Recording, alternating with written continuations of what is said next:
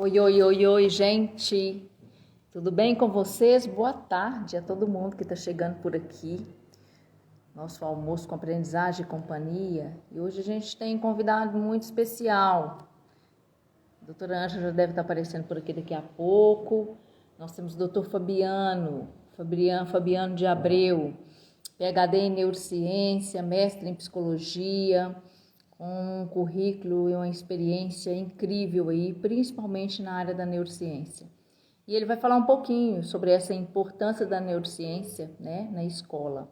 Sejam todos muito bem-vindos. Muito obrigada pela presença, Júlia, que está entrando aí. O doutor Fabiano já está chegando por aqui. Já vou convidá-lo para participar do nosso bate-papo, né? Deixa eu chamá-lo aqui, fazer o convite. A doutora Ângela deve estar entrando também. Sejam todos muito bem-vindos a mais um programa da Aprendizagem e Companhia. Doutor Tudo Fabiano, bem? tudo bem? Seja muito bem-vindo ao nosso almoço com aprendizagem. Muito Muito obrigada pela obrigado. sua presença. É, Vamos aguardar a doutora Ângela chegando por aqui. vamos lá. Sejam todos bem-vindos, quem está chegando. Eu Doutora Ângela Matilde. tô derretendo aqui com um calor absurdo. Mesmo! Calor insuportável, abafado, não dá nem para respirar E direito. aqui um frio de doer os ossos. Queria eu estar aí. Doutor Fabiano, mas vai, enquanto a doutora Ângela está chegando por aqui, gostaria que o senhor falasse um pouquinho para a gente, para quem está chegando aí para o nosso almoço com aprendizagem. Gostaria de ouvir um pouquinho sobre sua experiência, sobre o seu currículo, sua caminhada aí nessa área. Gostaríamos de ouvir sobre você. Pode falar. Ok. Pegando, obviamente, o foco da conversa em si, em relação à educação, então vou falar um pouco de mim em relação à educação. Eu tenho alguns estudos publicados dentro dessa linha, é uma preocupação que eu tenho, preocupação minha, pessoal, em relação ao próprio futuro. Eu tenho filhos, né? E não só pelos filhos, mas pelas gerações futuras. E eu, dando aula no mestrado na Universidade de Santander, no México, eu levantei também algumas questões e técnicas para uma educação, um processo educacional diferente, e eles estão utilizando na universidade, o que é muito bom. É, Legal. eu trouxe técnicas que eles poderiam utilizar. Aquelas técnicas são diversas técnicas, desde uma coisa simples, de você fazer uma peça de teatro, em que aquela peça de teatro é um capítulo de história em que cada personagem é um aluno, e ali o aluno consegue gravar, consegue armazenar na memória todo aquele fato histórico devido à peça de teatro, né? Você levar na emoção, ali naquela experiência de imagem visual, o processo de memorização, que é um dos mecanismos também da própria memorização. Então, entre essas outras, né, eu tenho um estudo publicado sobre técnicas como memorizar, e são muitas técnicas, e tudo isso está sendo levado lá também, fora outros temas. Bom, eu tenho como formação, dentro dessa área, né, eu tenho formação em antropologia, tenho formação em psicologia, tenho formação em psicanálise, biologia e neurociência. Mas eu sou um neurocientista. Então, todas as minhas formações de base, as licenciaturas que eu fiz, as graduações, né, porque eu fiz licenciatura em biologia, história, fiz tecnólogo em antropologia, bacharel em psicologia, elas foram para a neurociência. Assim como a psicanálise, ela foi para a neurociência. Eu precisava ter conhecimento de tudo. Eu fiz até nutrição clínica, que é a especialização avançada em nutrição clínica aqui em Portugal, que eu fiz, Que show. justamente para também ter esse conhecimento da nutrição, porque tudo envolve o comportamento, a nutrição, Claro, tudo está envolvido. claro. Então, hoje, quando eu vou escrever um estudo, eu penso em todas as nuances em relação à própria alimentação, à questão física, emocional, tudo no geral. Então, assim, o que eu quero trazer, mediante as circunstâncias que a gente já está vendo hoje em dia, no próprio comportamento das crianças, que preocupa muito, eu cheguei a escrever da possibilidade de um aumento de casos de TDAH, Aconteceu. Eu cheguei a registrar também sobre o aumento de consumo de celular no pós-pandemia. Aconteceu. Por quê? Isso é muito óbvio. Quando você está numa pandemia e toda essa ansiedade constante potencializada, o seu Sim, cérebro vai pedir recompensa. E não tem nada mais fácil para buscar recompensa do que usar a rede social. É um mecanismo fácil ali para você buscar. E o narcisismo, por si só, é a recompensa, né? Então, quando você está ali dançando no TikTok, é porque você está querendo ser visto, né? claro, Isso é tanto claro. quanto óbvio. A pessoa negar isso é uma coisa que não tem coerência. Poxa, por É, que você para ali, você tem o teu suporte, bota a tua câmera para ficar dançando para você, então você grava para você, você não transmite para o sim, público. Então, isso já é um problema. E é isso que as pessoas não estão enxergando. Poxa, se tem um maior número de pessoas, crianças e jovens, usando a rede social para ficar dançando, para ficar se mostrando ali, então a gente tem que começar a se preocupar. Eu não consigo entender porque as pessoas não se preocupam tanto. Mas eu comecei a entender a partir do momento que eu pensei na possibilidade de que aquela pessoa que não está entendendo, ela também está contaminada. Ela também utiliza a própria rede social porque ela também precisa ser vista e ela não consegue sim, enxergar o outro. Até porque problemas, por exemplo, como narcisismo patológico ou qualquer transtornos derivados, os transtornos de personalidade dramática, por exemplo, ele traz sim uma falta de coerência. E a neurociência explica isso. Você age muito mais na emoção do que na razão. é porque aí a gente fala um pouquinho, se a gente for falar sobre o sistema nervoso central, não tem como a gente não falar do sistema límbico, né? E aí ele que exatamente vem trazendo essa questão do prazer, da emoção, da questão da motivação. Então a gente precisa realmente, até para quem não está na área da psicologia, mas está trabalhando com a neurociência, se entender minimamente o sistema nervoso central, porque é sempre a mesma argumentação. Mas o meu filho gosta tanto. Não, a questão é muito engraçada, que é sempre o mesmo argumento. Não, esse menino não tem nada, não. Inteligentíssimo. Como é que na hora do joguinho ele tá jogando? Como é que na hora de que quer fazer o futebol tá lá, o primeiro da fila lá pro futebol? Mas as pessoas não pensam nessa Não, questão não da penso. recompensa, Mas né? eu tenho um estudo que publicado também, que foi comprovado que as crianças não estão mais inteligentes. Na realidade, existem tipos de inteligência, mediante a Uhum, própria plasticidade cerebral, que uhum, faz com que eles tenham um conhecimento determinado, que faz sim, parecer ser mais inteligente, quando na realidade a inteligência tem relação com a lógica, com a criatividade, com a atenção, com a sim. tomada de decisão, e isso está afetado. E 2018 também tem um publicado que a internet, o mau uso da internet, está deixando as crianças e jovens menos inteligentes, né? Esse estudo ele é baseado no estudo da Noruega desde 1970.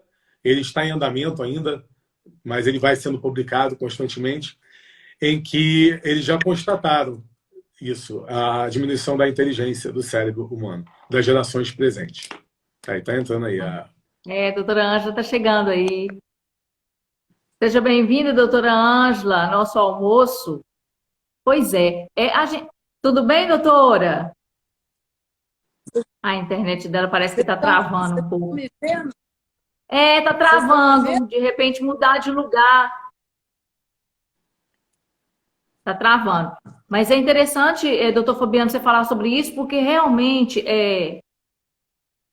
eu não cheguei a ler esse estudo que o senhor fez, o senhor escreveu, mas essa pesquisa aí, mas é interessante porque muitas vezes a gente que está na área, a gente percebe um pouco disso. E a gente questiona, só que questiona igual eu. Às vezes eu questionava, mas sem dados científicos, que eu ficava assim, gente, será que isso é inteligência mesmo? Porque a inteligência, ela permeia os espaços exatamente da criatividade, da lógica, da criatividade, e a gente percebe muitas vezes que é uma questão de ficar no automático. Então, isso não é inteligência, Não, né? não é inteligência. Mas isso aí tem toda a comprovação científica, a razão, todo o circuito, como funciona. Eu escrevi sobre isso, a gente pode falar sobre isso daqui a pouco. né? Esperar a Ângela chegar. Senão Sim, vai falar tanto já nesse início. sim, sim, sim. Ela tá chegando aí. Vamos ver se ela... Ó, tô vendo o pé da Melhorou, Ângela. doutora? É, melhorou sua internet aí, doutora Ângela. Tô tentando. Uai, gente. É que tá muito frio aí, então congelou a É, internet. vai dar certo. A internet dela tá congelando aqui. Pronto. Ô, Ah, Eixe, tá elegante. troquei delícia. de Olha lá, Viu olha como lá. é que o Ela frio é tá, de bom? celular. ela tá toda no cachecol, doutor Fabiano. Olha lá. Viu como é que o frio é bom? Você fica mais elegante ali, olha. Ó, ô, gente, mas aqui tá frio, mas aí também tá frio. Não, ele Fabiano. falou que lá tá um calor O absurdo. calor é insuportável aqui. Insuportável. Fez 40 graus ontem. Uai, É. puxa vida. E 40 graus aqui é É massacrante. muito. Parece que você acendeu um maçarico do lado de fora. Eu tive que ir no mercado ontem. Nossa Senhora, do caminho do carro até o mercado, pelo amor de Deus. Nossa. Não dá, não. Relembrei os tempos de Rio de Janeiro, que Ixi. eu rezava todos os dias para o verão acabar, só que o verão dura 6 meses lá, né? É, Mas, eu ó, tô indo para a doutora Ângela, já Europa. adiantando, a gente já está falando aqui sobre o comportamento das crianças e jovens hoje e em relação à própria tecnologia, à rede social, e é nisso que o processo educacional tem que pensar, né? Então, já pegando essa linha, eu falei numa palestra ontem sobre isso, que se a educação tivesse melhor preparada, quando a gente fala de educação, a gente não está falando de governo, gente. É isso que tem que parar de achismo, parar de julgamentos, de pré-julgamentos. A gente não está falando de governo. Estamos falando das universidades, das faculdades e das escolas. Cada escola, universidade, faculdade, ela pode trabalhar à sua maneira. Então, isso vai do instituto, da instituição, a formatação de trabalho. Então, chegou a pandemia e ninguém tinha um sistema. E aí fizeram sistemas ali correndo. E aí o sistema, você entra no computador. Como uma criança vai entrar no sistema de computador em que tem várias abas e notificações que vai tirar a atenção da criança? Isso prejudicou mais ainda o cérebro. Fez o cérebro dividir atenções. E a gente sabe que um dos maiores problemas hoje no cérebro é justamente essa divisão de atenção que está formatando o cérebro a não ter uma atenção direcionada. Então, esse sistema online de ensino fez com que tivesse essa divisão de atenção e conduzisse o cérebro a não ter mais a atenção direcionada. Não tem essa historinha que superpoderes, eu sou um superpoderoso, um X-Men, que eu vou ter uma múltipla atenção e prestar atenção em tudo. O cérebro não tem essa capacidade. A atenção ela é direcionada. Então, tudo isso prejudicou. O certo seria o quê? A própria escola, a instituição, criar métodos em que você tivesse um aparelho que só dê para acessar o sistema online. Sim. Não tem aquele tabletzinho, que não é tablet, eu acho que é e-book, não sei, que veio e-book. Tem esqueci o nome agora, um tablet que você só consegue ler livro, mais nada, não tem internet, não tem É muito. nada. É isso. Tipo um aparelho desse que você não consiga acessar a nada mais que não seja o método de ensino ali, a plataforma de ensino, para não desviar a atenção. Outra coisa, os professores. Nossa, eu escuto o tempo todo, o professor reclama o tempo todo, porque não conseguem ter mais atenção. Quando começou as aulas online, eu recebi vários professores aqui no departamento dizendo que não conseguem ler uma página, Fabiano, eu estou desesperado, eu preciso de uma ajuda com técnicas, porque não conseguem ler uma página. Aí eu falei assim, então, sabe aquele professor youtuber que está bombando no YouTube? E ele vai te ensinar. É só você ver como ele faz. Porque se ele conseguiu prender a atenção das crianças com o jeito dele, é esse tipo Imagino. de jeitinho que você tem que usar também. Não é? A gente tem que se Pega umas reinventar. aulas. Pega umas aulas. Tem que se reinventar. Eu assisto vários professores, vários. Aquele Pedro Lois, por exemplo. Eu adoro as aulas deles. Prende a minha atenção. Tem um lá que sempre acaba com dizer como é bom ser nerd. Ele sempre acaba assim, como é bom ser nerd. Ele, em pouco tempo, consegue trazer ensinamentos de forma tão resumida ali, mas é tão interessante o conteúdo dele, que eu busco. Eu busco o conteúdo dele. Então, se você me perguntar, Fabiano, você acessa a rede social? Raramente, mais acesso. Mais acesso para você publicar? Odeio. Isso aqui minha equipe força a barra para eu publicar. Eu não gosto. Você acessa para quê? Eu gosto de ver esses caras. Eu gosto do que eles trazem de conhecimento. E eu gosto muito de que eles tragam conhecimento de coisas que são fora do meu cotidiano. Esse é meu lazer. Então, se hoje eu li neurociência o tempo todo, então daqui a pouco eu vou lá e paro uns minutinhos para descansar minha mente, aprendendo sobre o sistema solar, sobre o universo.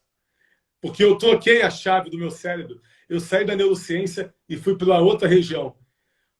Olha que interessante. Tem pessoas que pensam o seguinte: eu estou tanto tempo nisso, meu cérebro está cansado, gastei toda a energia do meu cérebro. Olha que ele consome muito, né?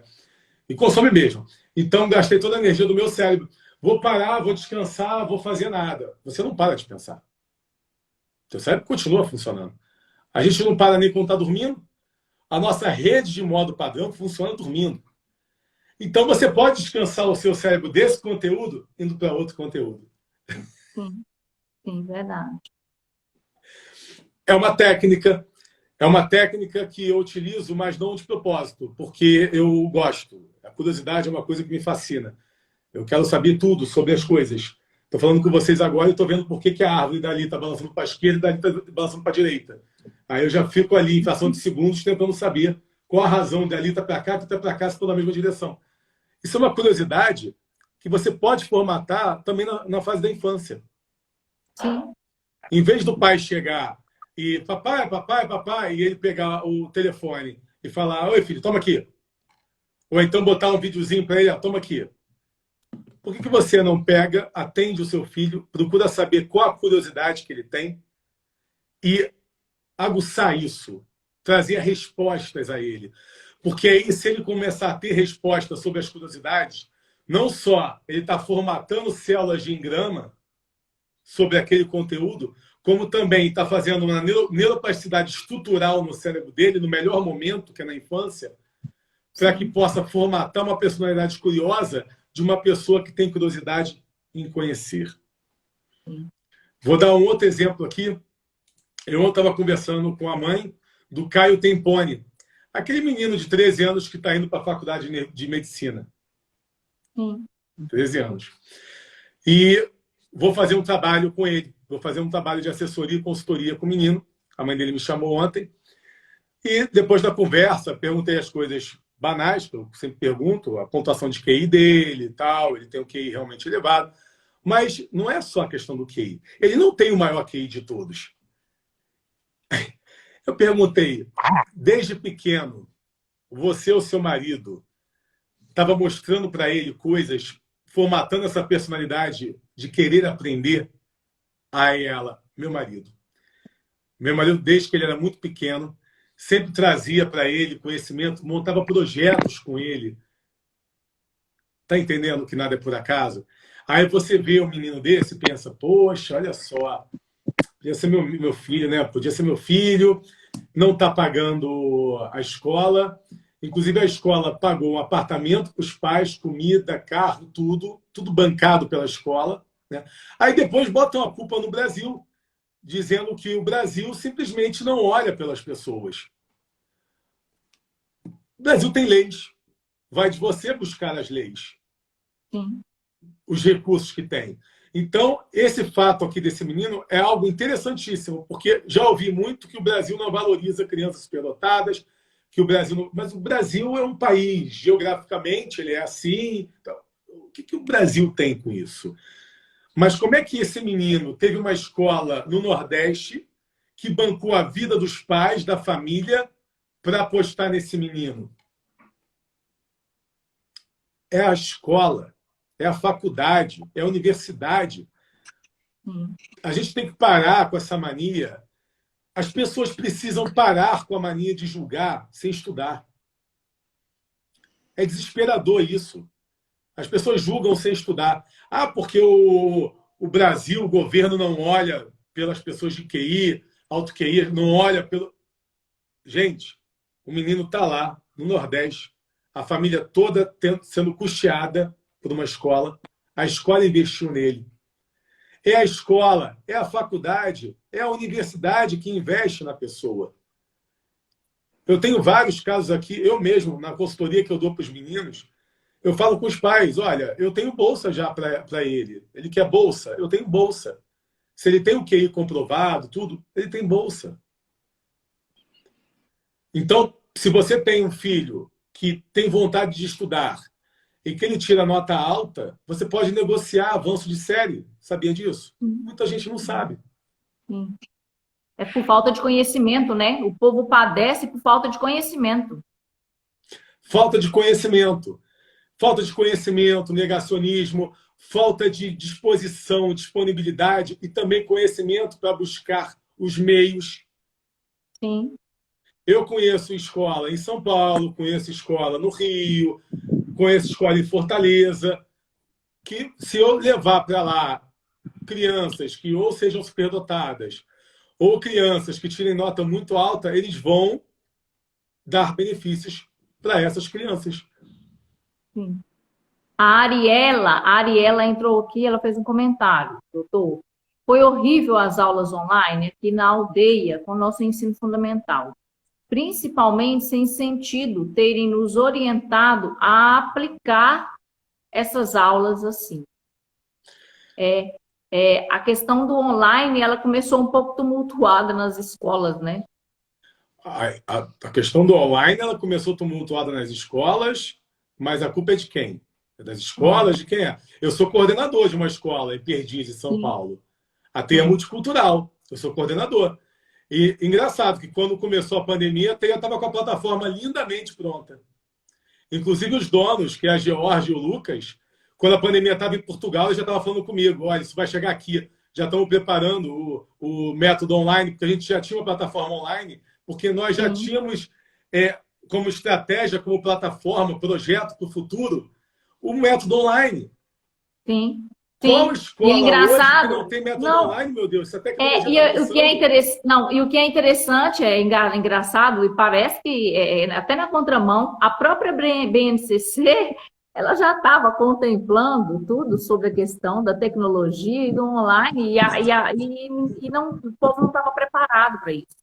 Exato. E eu falo uma coisa para vocês, que o meu conhecimento na parte acadêmica, eu que tenho uma assessoria acadêmica também, ele não se baseia, ele não se limita ao Brasil. Eu estou em Portugal, eu estou na Espanha, França, Estados Unidos, México, Bolívia. Meu nome está vinculado a esses países e eu precisei entender o método de ensino desses países todos. E eu posso afirmar com toda certeza que o problema, se tem que culpar alguém, está na escola, está na faculdade, está na universidade, está em quem está gerindo aquilo ali, no diretor, no dono. Eles têm que aprimorar, porque o papel do MEC é reconhecer que você está apto a ser uma escola legalizada, ativa. O MEC, ele funciona, estava conversando com a Ângela essa semana sobre isso. O MEC é uma acreditadora que funciona de forma diferente nos Estados Unidos, que funciona de forma diferente em Portugal, na Europa. Nos Estados Unidos, as acreditadoras são privadas, não são do governo. Aqui em Portugal, a acreditadora funciona parecido com o MEC, que é DGES. Na Espanha, já é diferente. Sim. Eu estava conversando ontem com um cliente meu de Andorra, que em Andorra é diferente. Inclusive, a educação em Andorra é pior do que no resto da Europa. E Andorra é um país maravilhoso. Olha que engraçado, né? Então, o que a gente tem que fazer? Professor tem que se atualizar, tem que se reinventar, tem que criar métodos. Eu estava conversando, a Ângela, que dá aula de doutorado, mestrado, eu conversei com ela sobre isso recentemente, né? Sobre como a gente tem que fazer nas aulas de doutorado e mestrado, porque não dá para a gente seguir métodos de algumas universidades brasileiras. Principalmente nos dias atuais, em que as pessoas estão atribuladas, as pessoas não têm tempo. A gente tem que tentar fazer um método em que possa perceber, analisar o tempo do outro, facilitando isso também, mas sem que deixe de levar conhecimento. E qual é o foco que a gente pensa hoje? São nos trabalhos. Não tem melhor método de aprendizagem do que fazer artigo científico, TCC, os trabalhos. Isso obriga a pessoa a estudar. Sim. E tem uma pergunta aqui, doutor. E as escolas públicas? Tá bombando aqui, hein? Provocou o pessoal. Escola pública é o seguinte. Deu uma provocada. As bibliotecas públicas são muito boas. Aí teve quem perguntou. Eu adoro provocação.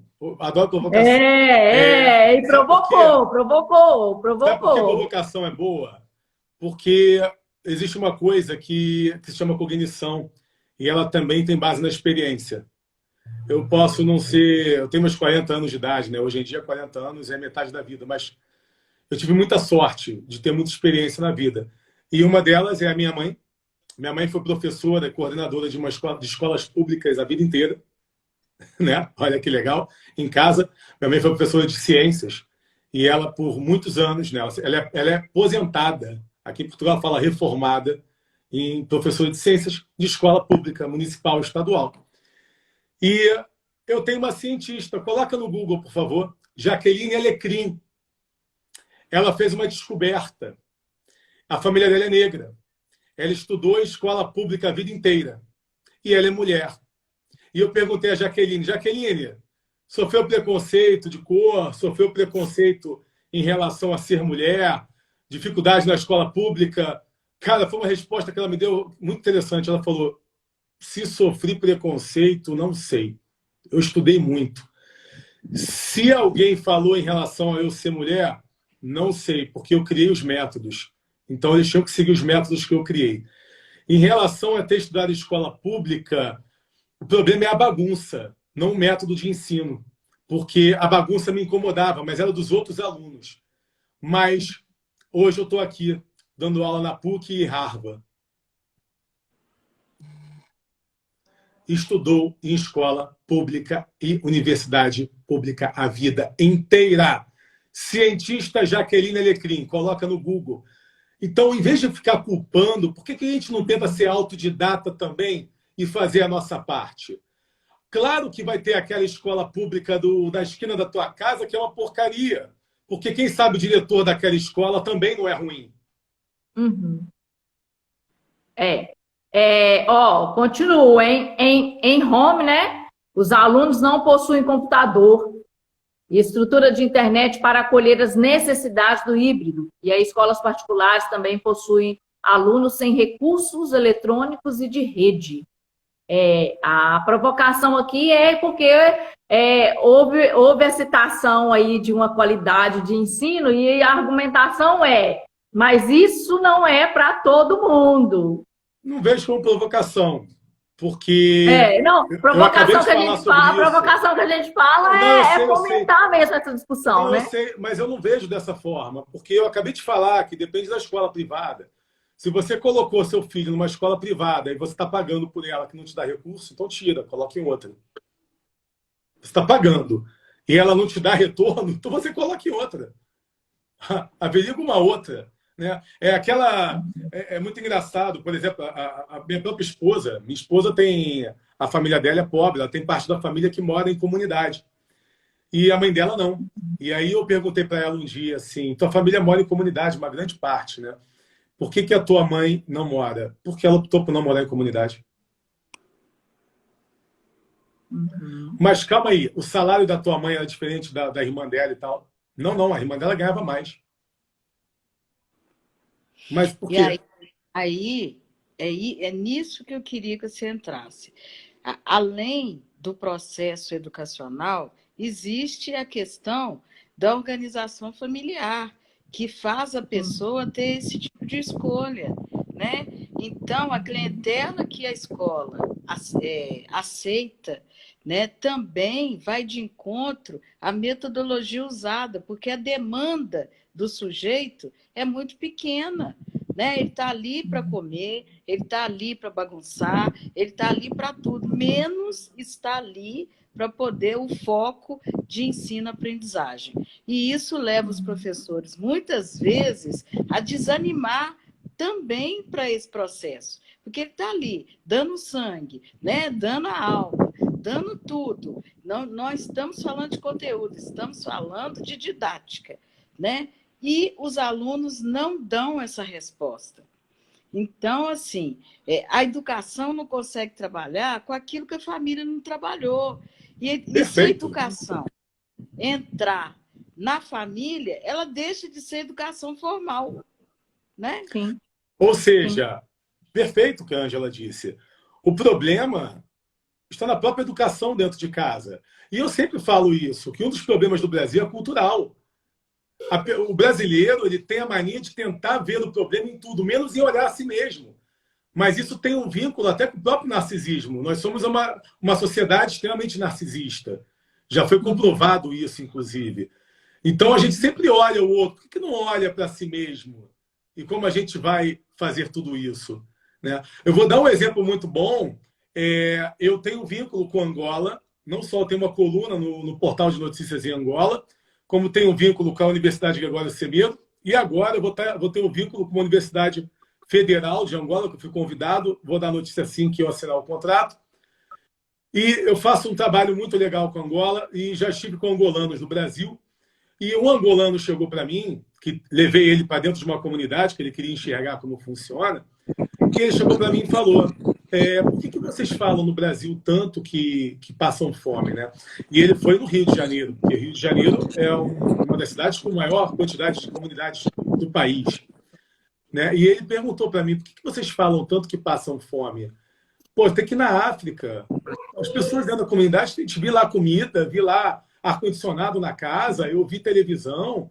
Poxa, a gente lá em Angola vive em cabaninhas de metal que torra a gente de calor lá dentro, que é de metal, aquele sol quente, e que não tem comida porque o solo é ruim de plantar, porque o acesso ao rio é complexo, inclusive o rio é poluído. Né? Sabe? Por exemplo, aqui em Portugal, quando chegou a pandemia, a primeira coisa que o presidente falou voltem a cultivar ou cultivem mais as suas hortas nos quintais. Existe uma cultura aqui que todo quintal tem sua horta. Então, a primeira coisa com a pandemia, no início, que achou que o mundo fosse acabar e tal, eu falava até com os vizinhos aqui: gente, nossa cultura é desde a guerra. Eu planto plantas, ele planta, nós plantamos e a gente troca as nossas plantações. Entendeu? Brasil com tanta terra e tem um bando de gente com preguiça de plantar no quintal. Ou então pega o quintal e coloca cimento para não ter trabalho para poder cortar grama. Sabe? Então tem coisas que a gente tem que analisar que é cultural e parar de tentar ficar culpando. Eu estudei no Brasil. Eu fiz faculdade no Brasil, mas fiz faculdade também em Portugal, fiz também na Espanha, fiz nos Estados Unidos. A Ângela também tem formação nacional e internacional. Ela consegue medir as diferenças. E se você analisar, e se você for autodidata, por exemplo, você vai poder estudar numa faculdade no Brasil baratíssima e ser um ótimo profissional. Você vai pegar ali e se matricular na faculdade, aí você vai olhar, pô, faculdade barata, R$100 por mês, né? Mas eu tenho, vamos dizer, a pessoa está sem graduação. Aí ela acha uma faculdade ali, R$100 por mês. Tem porque eu achei uma para um cliente nosso.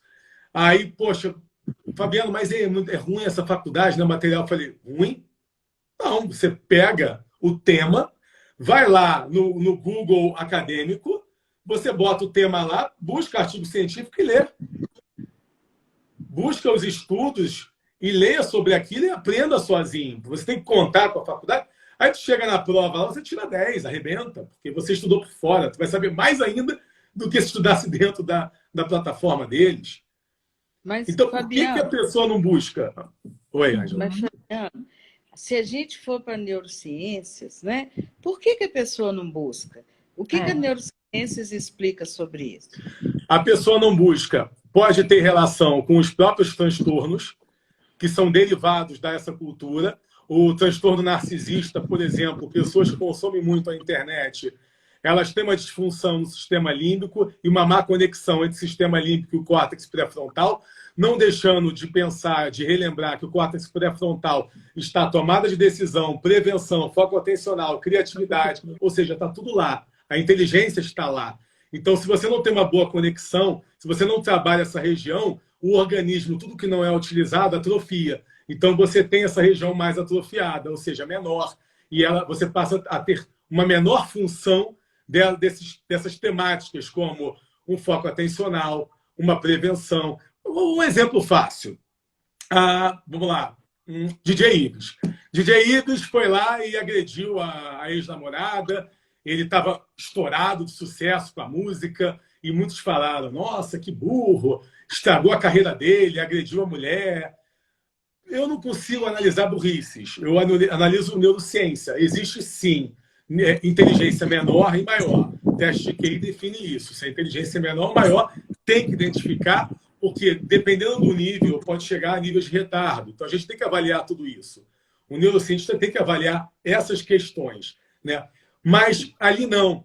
Eu olhei a rede social dele assim e tal, falei, isso é um narcisismo.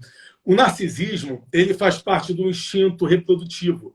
Você precisa se mostrar para conquistar.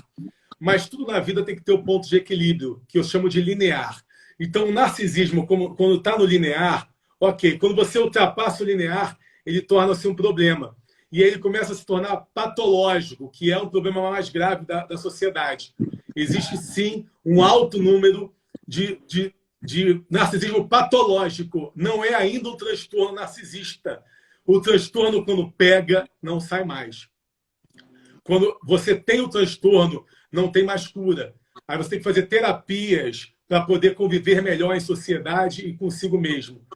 Mas a realidade é que o narcisismo... Isso não seria as amígdalas?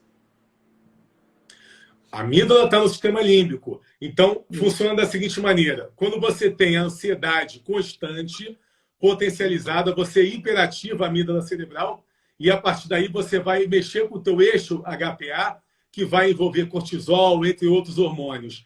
E aí você tem uma diminuição do hipocampo, que é a região que filtra a memória.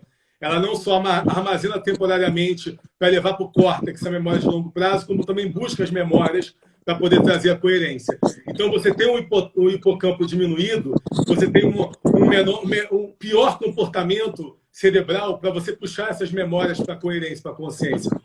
Então, aí eu parto para cima. Exatamente.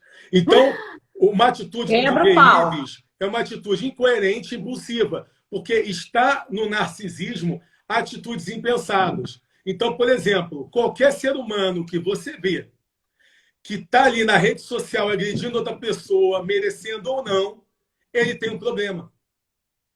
Por quê? Se você vai na rede social agredir o outro publicamente, você quer aparecer. Isso já é um narcisismo.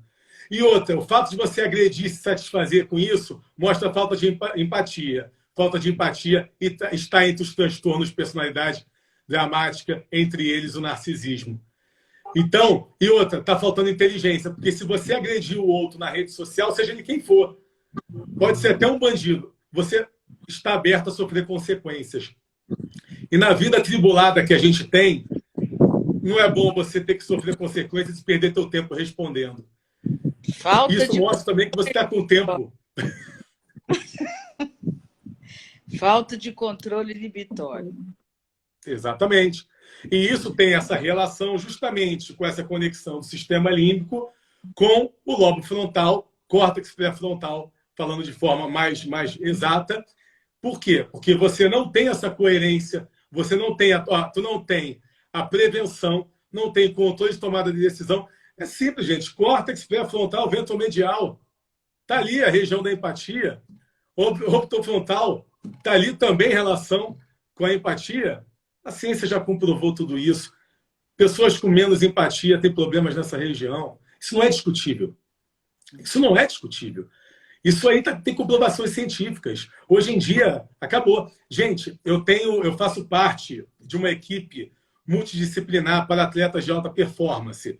Inclusive, um dos clientes que repercutiu essa semana é o Emerson Royal, que ele é do Tottenham, da Inglaterra. Ele é nosso cliente, da nossa equipe. Tem eu, como neurocientista, tem um psicanalista de alta performance, temos ali o fisioterapeuta, nutrólogo, temos o ortopedista, o Dr. Felipe, que é super conceituado. O fisioterapeuta é o Pato, super famoso. E a gente simplesmente trabalha da seguinte maneira. Cheguei para o empresário do Royal, Zulu, já te pedi, tem que fazer uma neuroimagem do Royal, tá? Me entrega ela o quanto antes, mas eu quero que você faça na Inglaterra, porque eu prefiro que seja de lá, né? Enfim. Então, eu vou receber a neuroimagem dele, do atleta, para poder dizer quais são as regiões que eu preciso trabalhar mais ou menos para que ele tenha alta performance. Eu estou dando esse exemplo, gente, para dizer que com o exame de neuroimagem hoje, você está aqui, ó, o Lincoln Nunes, que faz parte também. O Lincoln Nunes é o maior preparador de alta performance que tem no Brasil, não. É no mundo. Se for ver quem são os atletas que estão com ele, os nomes, você vai ver quem é o Lincoln, que acabou de botar o coração aqui. Ele está na empresa, é o dono da empresa em que eu participo. Eu quero também estar em alta performance. Tá. O Lincoln ele tem um método de alta performance aprovado pelo comitê científico também. É um cara que está ponte aérea o tempo todo. O resultado, a eficácia, a gente já explica isso no nome dos clientes que contratam, entendeu? Então, o que eu quero dizer com isso? Hoje em dia, você faz um exame genético, um exame de sangue, um exame de neuroimagem, e você já consegue determinar a pessoa. Isso já é fato. Você consegue fazer um teste de QI, muitas pessoas querendo derrubar o teste de QI, aí veio aquela coisa de Gardner em relação a múltiplas inteligências. Sai fora. Teste de QI, melhor que nunca. Está sendo utilizado pelos cientistas a todo vapor. Tudo eles estão utilizando o teste de inteligência. Sabe por quê? Não é porque você quer medir a inteligência da pessoa em relação à pontuação de QI. É que ali você consegue determinar se a região do QI ela está funcionando da maneira como deve funcionar. E isso tem relação com o método educacional. Ou seja, se você chega numa escola, isso não é um papel do governo, gente. Se eu tenho uma escola e essa escola determina que tem a possibilidade de fornecer teste de QI e os pais assinam embaixo para fazer o teste de QI, a escola pode saber como trabalhar melhor a criança. A Teia Multicultural está fazendo isso. E na reunião a gente falou, ele falou, Fabiano, mas tem pai que não quer. Se o pai não quer, o menino não faz. Uhum. Pronto. Faz com o pai que queira fazer. Não precisa da pontuação de QI, eu quero só saber a questão da inteligência. É uma coisa interna. Outra coisa, gente, aí os teste de aptidão. Agradece. Todos nós estamos agradecidos. E bem direcionado com profissionais do gabarito do senhor, doutor, que está na área da neurociência, porque simplesmente também querer saber QI por saber QI por uma questão de vaidade, muitas vezes é o que tem se pedido. Primeiro, no exterior, não entendem muito essa questão de teste de QI do Brasil, porque para você aplicar teste de QI aqui, o psicólogo ele tem que estar registrado na ordem e tem que estar confirmado que ele tem capacidade de aplicar teste de QI. Do Brasil, não. Por isso que tem algumas sociedades de alto QI que não aceitam teste do Brasil. E tem que tomar muito cuidado, que isso virou um comércio já no Brasil. E eu venho alertando profissionais da psicologia que estão aplicando o teste de QI e não sabem aplicar o teste de QI. E uma outra coisa, não se aplica teste de QI em um dia. Se aplica teste de QI em 3, 6 dias. Os testes completos de QI não é apenas em um dia, gente. Se quiser, eu indico vários nomes. Eu tenho vários nomes aqui do meu registro de profissionais que são aptas a aplicar teste de QI. Tem vários. Eu não ganho nada com isso. Eu indico porque eu quero o certo. Certo é o certo. Acabou. Então, quando você vai escolher alguém para aplicar o teste, esse alguém tem que ter capacidade e responsabilidade para aplicar o teste. E não precisa, às vezes, ser numeração. Você pode aplicar teste de aptidão, que vai dizer a inteligência, para onde a inteligência daquela criança leva, quais as profissões que ele poderia ter mediante a inteligência dele, e trazer uma solução já para os pais desde então. Isso aí também é super aplicado. E aí você entender a criança em si. O ensino, infelizmente, não é mais plural. Ele é individual. A gente tem que olhar a criança como um fator individual. Cada turma tem que ter um psicólogo. O psicólogo tem que analisar cada aluno e conversar com cada aluno. Tem que entender cada aluno em sua particularidade. Porque o que você tem de déficit não é o que o outro tem de déficit.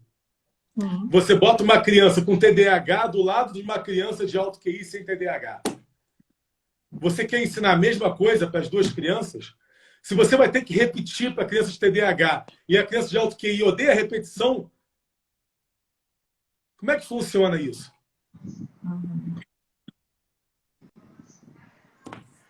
A Ariela está pedindo para falar, por favor, novamente, da empatia estimulando o lóbulo central. Será que entendi certo?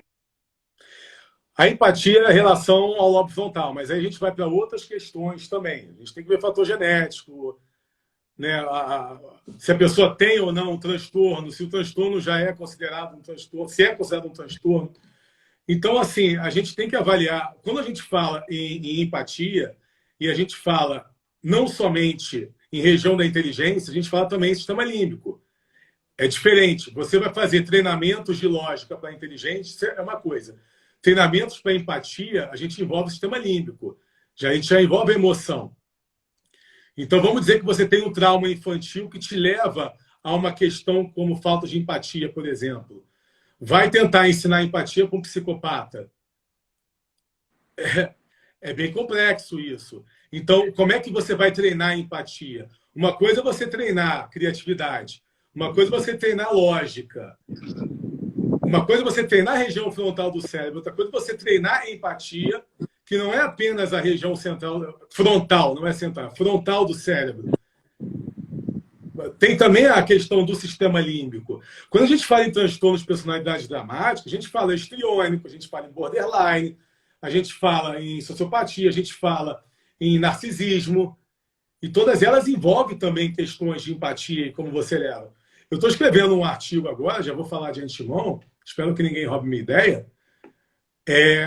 Eu quero comprovar que uma convicção que eu tenho, que a sociedade brasileira é uma das mais invejosas do mundo. Acho que agora eu vou me defender. Gente, eu sou brasileiro. Eu sou brasileiro e português. Tem até medo da defesa agora.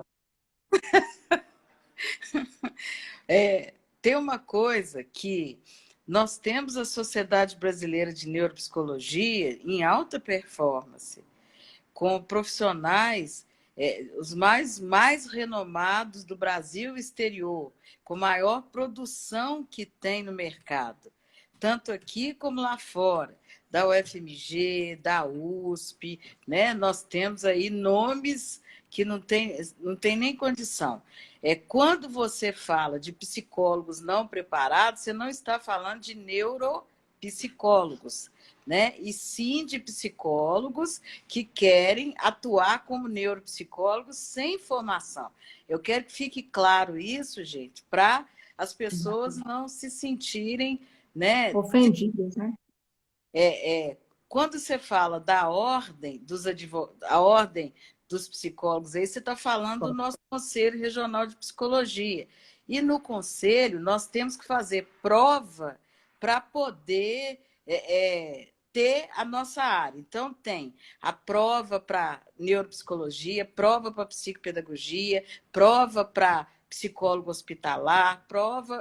Então, a pessoa tem que passar nessa prova e tem que comprovar tempo de exercício nessa área, e o mínimo 4 anos. Tem que mandar documento. Mas, Ângela, é a aplicação de teste. Por exemplo, eu fiz neuropsicologia aqui em Portugal. Obviamente, tive que comprovar a psicologia para fazer neuropsicologia aqui em Portugal.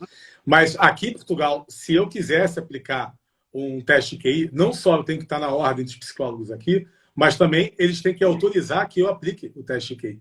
E aí no Brasil, quem pode aplicar o teste QI?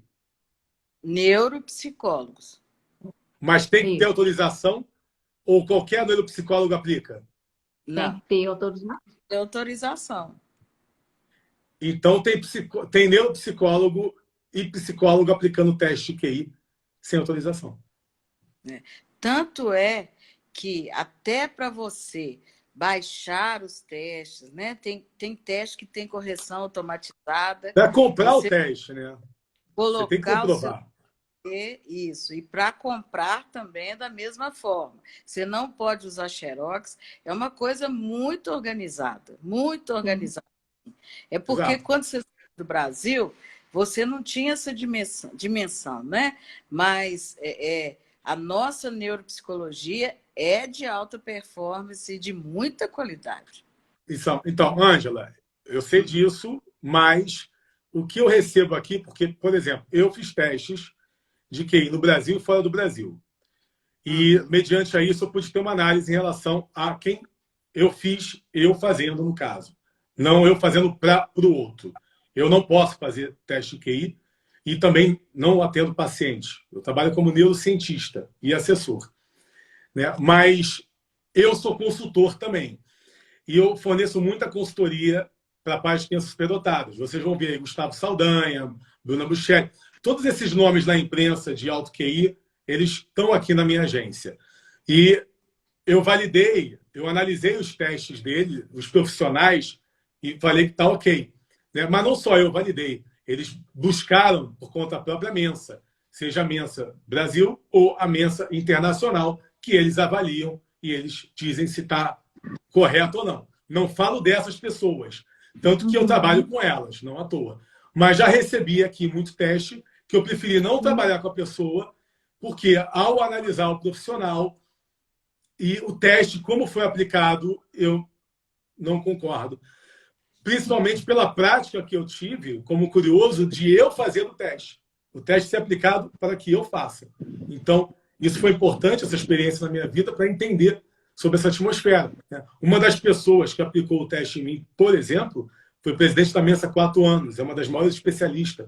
A outra trabalhou na Varig durante a vida quase toda da Varig, ali, do tempo que ela ficou ali, fazendo um teste de inteligência. Eu sou metódico, eu sou chato. Se eu vou procurar algo, eu sempre procuro o que é melhor, as referências, etc. Mas tem pessoas que não sabem e, às vezes, se deixam enganar por um comércio. Eu vi uma psicóloga botando na rede social que quase metade dos brasileiros tinha alto QI. E ela aplica teste. Alguém fiscaliza isso? Veio de um estudo? Tem que ver se veio de um estudo, de uma É impossível, universidade. porque todos os estudos sobre isso eu já li praticamente. Ângela, eu já li vários estudos sobre isso. É impossível. Não tem como. E por questões óbvias dentro da neurociência é impossível. Entendeu? Então, como é que ela como é que ela explana isso sem referência, sem citação, e depois coloca que aplica teste? Isso é comércio. Esse é o problema. É isso que me deixa... Porque você leva ao erro. Aí, daqui a pouco, tá a mãe achando que o filho tem aquela pontuação e vai começar a criar estratégias para o filho, vai levar a escola que recebe ao erro também, porque a escola vai acreditar naquilo, vai investir e, de repente, não é aquilo. Entendeu? E até a forma como você conduz a educação do seu próprio filho. Não é questão de um ser melhor do que o outro. É que se eu faço o teste de QI do meu filho e vejo que o QI do meu filho não é muito alto, o que eu vou fazer? Eu vou desenvolver a inteligência dele. Não necessariamente somente no QI, mas uma inteligência global a nível de conhecimento. Porque eu sempre digo que, numa sociedade, ser inteligente é a capacidade que você tem de conversar sobre diferentes assuntos numa mesa, num lugar. Você é considerado inteligente numa sociedade se você tem conhecimento de vastos temas, de vários assuntos, ou quando você não tem conhecimento e consegue ficar calado sem falar bobeira. Aí você é chamado de quê? De inteligente. Nossa live vai acabar. Vai acabando agora. Que pena. Tá divertido. Nós agradecemos muito, doutor Fabiano. Nós agradecemos a sua presença no nosso almoço com aprendizagem. Cadê o almoço? Você sabia que o almoço é esse maravilhoso bate-papo que nós tivemos e a sobremesa é responsabilidade totalmente da doutora Ângela em sortear livros? É o chocolate, é o sistema límbico. Que já está derretendo. A recompensa tá aí, viu? Mas esse aqui é aquele, é o amargo mesmo, é aquele que, tá vendo? Uhum. Que é o correto. Sim, sim. Mas foi muito bom recebê-lo e todos entenderem, né, que tudo que é demais é muito ruim. Então, Sim. internet muito é ruim, né? E todo em excesso. E por isso que a gente tem a região frontal para ter o equilíbrio entre as coisas. Então, nós agradecemos demais. Que pena que é só uma hora, que senão a gente podia, mas o doutor Fabiano vai estar com a gente em outros momentos. Gente, segura a onda aí, Segura aí. muita novidade. E o nosso, né, almoço é almoço com aprendizagem, significa informação que alimenta, né? E a recompensa, a sobremesa é o sorteio de livros. Então, o doutor Fabiano também vai mandar os e-books dele, a gente vai sortear, né? E, nossa, nós ficamos muito felizes com a sua participação, Fabiano. Eu agradeço e até a próxima. Obrigado. Tchau, tchau. Tchau. Tchau. Tchau, obrigada. Tchau, tchau.